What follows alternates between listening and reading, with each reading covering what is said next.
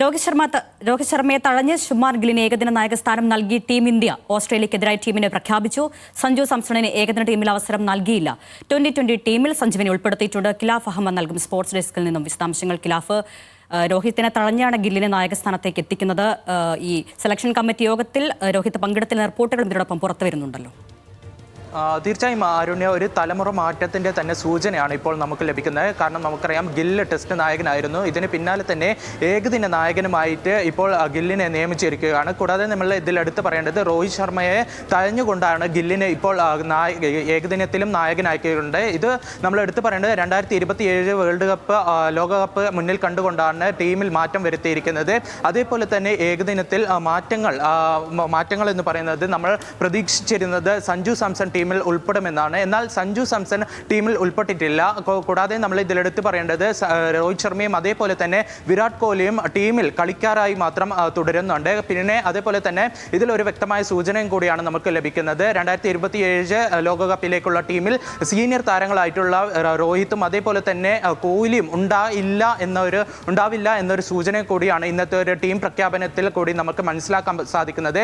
ഒപ്പം തന്നെ ഇതിൽ നമ്മൾ എടുത്തു പറയേണ്ടത്, സമീപകാലത്തിൽ മികച്ച പ്രകടനം കാഴ്ചവെച്ച ശ്രേയസ് അയ്യർ ഇന്ത്യൻ ടീമിൻ്റെ വൈസ് ക്യാപ്റ്റനായി ഈ ഒരു ഏകദിന ടീമിൽ എത്തിയിട്ടുണ്ട്.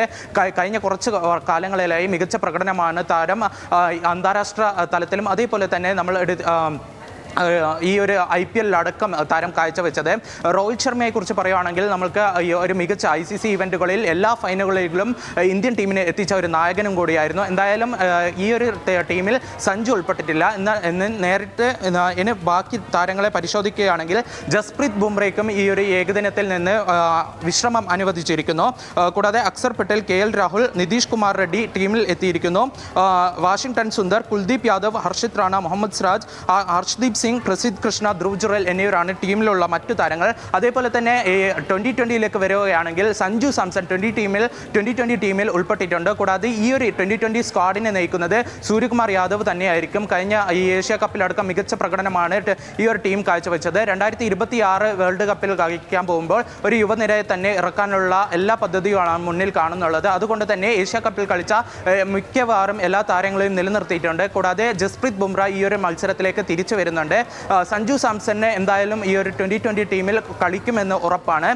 കാരണം നമുക്കറിയാം, ഈ ഒരു ഏഷ്യ കപ്പിലടക്കം മികച്ച പ്രകടനമാണ് സഞ്ജു സാംസൺ കാഴ്ചവെച്ചത്. കൂടാതെ ഇന്ന് അജിത് അഗാർക്കർ സൂചിപ്പിച്ച മറ്റൊരു കാര്യം എന്ന് പറയുന്നത്, വരും കാലങ്ങളിൽ ഇന്ത്യയുടെ എല്ലാ തരത്തിലും 3 തരത്തിലും ഗില്ലായിരിക്കും നായകൻ എന്ന സൂചനയും നൽകുന്നുണ്ട്.